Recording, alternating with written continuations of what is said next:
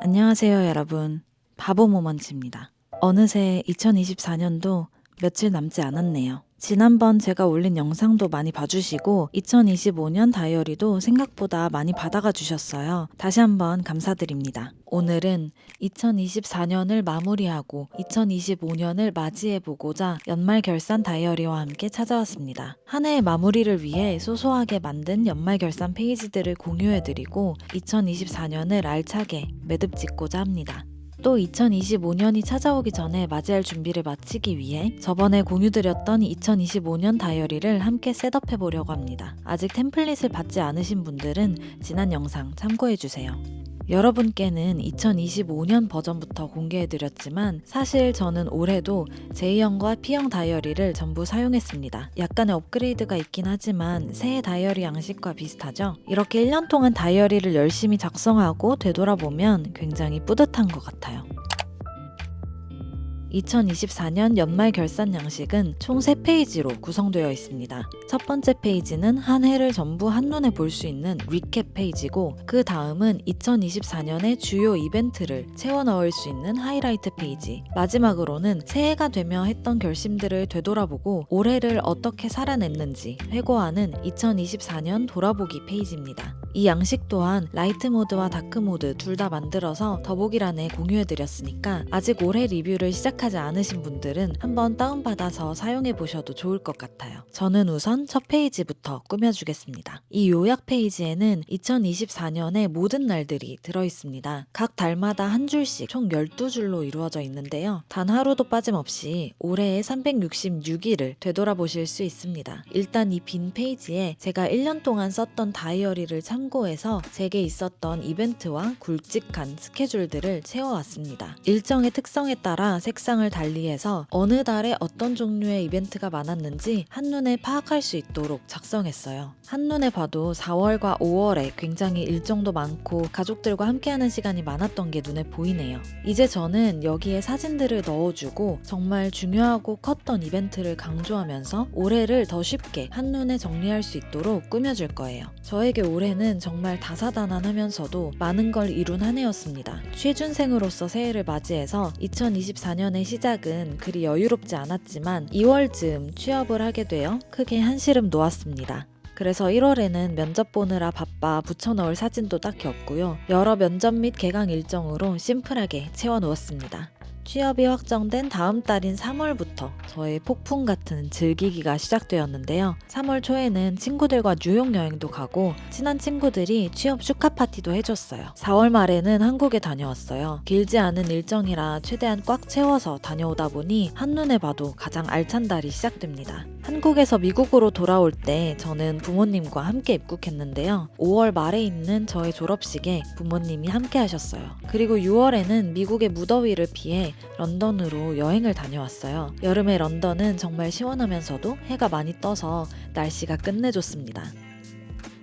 9월 중순에는 드디어 취업한 회사에 첫 출근을 하게 되었고요. 10월부터는 제대로 된 직장인의 삶을 살기 시작했습니다. 얼마 전에 있었던 크리스마스도 나름 알차게 보냈기 때문에 크리스마스 분위기가 가득한 사진들로 12월을 열심히 채워주겠습니다. 어떤가요? 이렇게 기념할 만한 사진이 있는 날은 사진을 첨부하고 여행이나 졸업 등 정말 굵직했던 이벤트들은 테두리를 한 번 더 칠해서 더 눈에 띄게 해주었어요. 그림에 소질이 있으신 분들은 그림을 그려 넣어 주어도 좋고 비록 칸이 조금 작지만 특별한 기분을 느꼈던 날에는 감상을 써 넣어 주셔도 좋을 것 같아요. 굿노트의 장점은 이렇게 크게 봤을 때는 작아서 잘 보이지 않아도 확대를 하면 웬만큼 화질이 깨지지 않은 채로 크게 한 부분을 볼 수 있게 저장이 된다는 것 같아요. 그래서 한 페이지에 이렇게 많은 정보를 저장해 두면 한눈에 느낌을 정리하면서도 세부적인 내용을 바로 확인할 수도 있습니다. 다음 하이라이트 페이지에는 이미 첫 페이지에 기록하기는 했지만 다시 한번 기억하고 싶은 큰 이벤트들을 다시금 꺼내서 적어주려고 합니다. 매년 이 항목을 채우면서 고민을 좀 많이 하는데요. 올해만큼은 너무나도 굵직한 일들이 많았어서 저는 고민 없이 취업, 졸업, 미국 여행, 런던 여행, 이사, 첫 출근을 꼽았습니다. 그 순간을 기억하면서 다시 한번 느낀 점도 일기처럼 적어주고 사진을 다시 꺼내와서 어느새 추억이 되어버린 그날들을 다시 보다 보니 벌써 조금 그립기도 한 것 같아요. 그래도 1년이 길다면 길지만 또 짧다면 짧은데 은근 많은 일을 해냈다는 뿌듯함도 느낄 수 있었습니다. 이 페이지도 저는 이렇게 소소하게 꾸며봤지만 마음껏 재능을 발휘하여 여러분의 2024년 하이라이트를 예쁘게 기록해보세요. 마지막 페이지는 리뷰 페이지입니다. 새해에 다들 다짐 하나 정도는 하셨겠죠? 첫 번째 칸에서는 그 다짐을 얼마나 지켰는지 되돌아볼 수 있습니다. 저는 보통 이 새해 다짐을 잘 지키지 못하는 편인데 올해는 꽤나 성공적이었어요. 만약에 새해 다짐을 하지 않으셨다면 그냥 이런 다짐을 했었다면 어땠을까? 더 나아졌을까? 더 별로였을까? 이런 걸 되돌아보면서 끄적끄적 적어주셔도 좋을 것 같아요. 아래 칸에는 트래커 서머리 칸을 마련해 두었는데요. 헤비 트래킹을 하지 않으신 분들도 계시겠지만 만약 애플워치나 갤럭시워치, 핸드폰 건강 앱 등을 사용하고 계시다면 내가 올 한 해 잠은 잘 잤는지, 얼마나 걸었는지 등을 되돌아보면 좋을 것 같아요. 저는 매일매일 7시간 30분을 자는 게 목표인데요. 잠이 굉장히 많기 때문에 항상 더 많이 잤던 것 같은데 여행이나 일 때문에 밤을 새거나 거의 못 잔 날이 있어서 어떻게 평균은 그 목표에 거의 맞췄네요. 올해는 워낙 놀러 다니기도 바쁘고 했어서 운동은 많이 못했고 술은 또 꽤 자주 마셨습니다.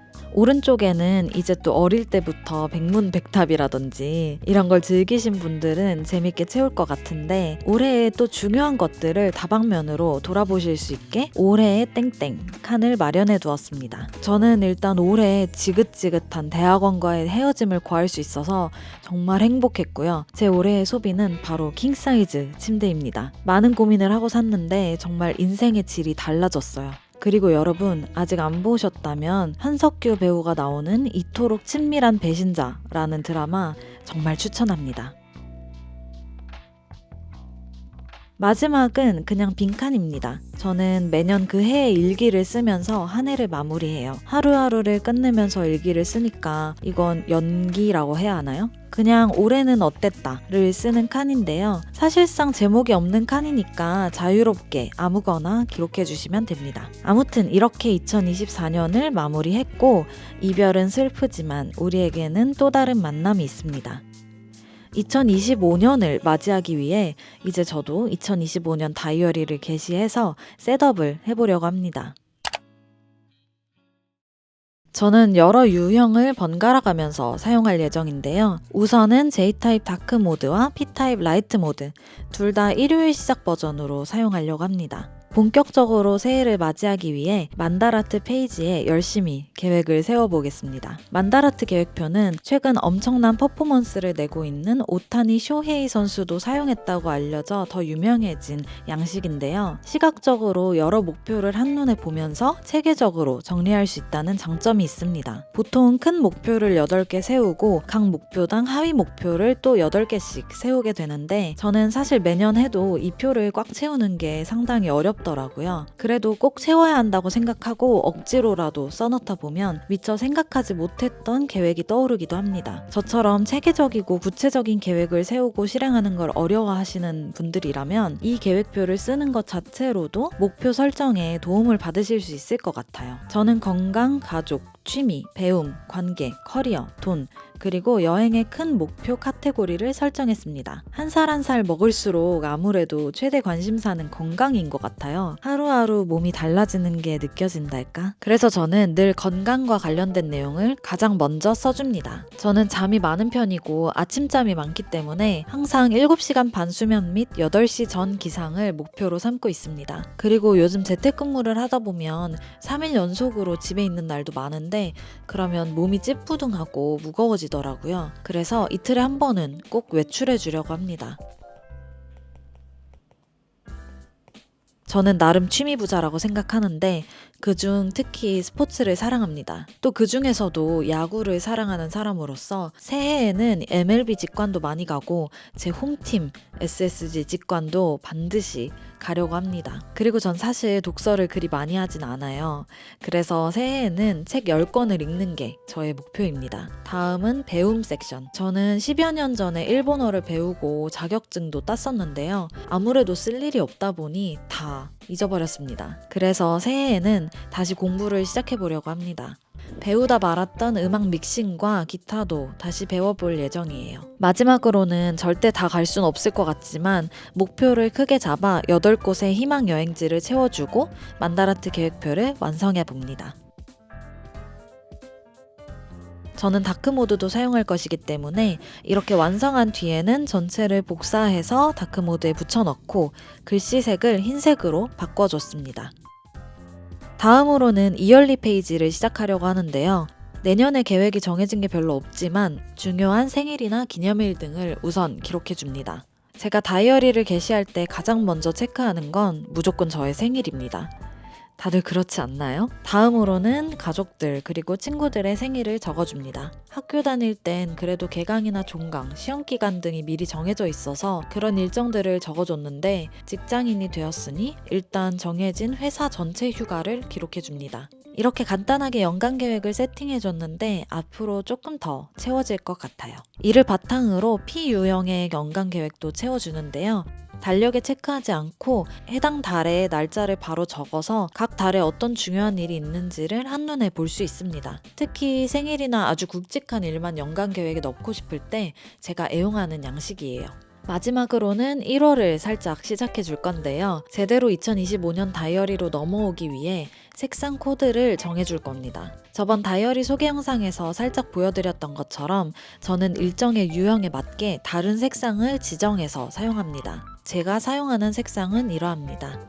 이 조합이 마음에 드신다면 가져가서 굿노트 펜 색상에 직접 입력하시면 사용하실 수 있습니다. 색상을 살짝 바꿔서 더 좋은 조합을 만들어 내실 수도 있고 펜 색상에 추가해서 저장해 놓으면 같은 조합을 계속 사용하실 수 있으니까 나만의 팔레트를 만드는 재미도 느끼실 수 있을 것 같아요. 아직 거의 없다시피 하지만 1월에 일정을 몇 개 적어주면 간단하게 2025년 다이어리 셋업이 마무리됩니다. 저는 P형으로 이동해서 제가 라이트 모드를 사용할 때 사용하는 색상 코드도 공유해드리고 마무리하겠습니다. 이 색상 코드들은 아래 더보기란에도 남겨놓을게요. 오늘은 2024년을 잘 보내주기 위해 연말 결산을 해보고 2025년의 시작을 반갑게 맞이하기 위한 준비를 해봤습니다. 이제 진짜 새해가 다가오네요. 행복한 연말 잘 보내고 계신가요? 추운 겨울 건강 조심하면서 소중한 사람들과 함께하는 행복한 새해 맞이 되시길 바라며 우리는 내년에 또 만나요. 안녕.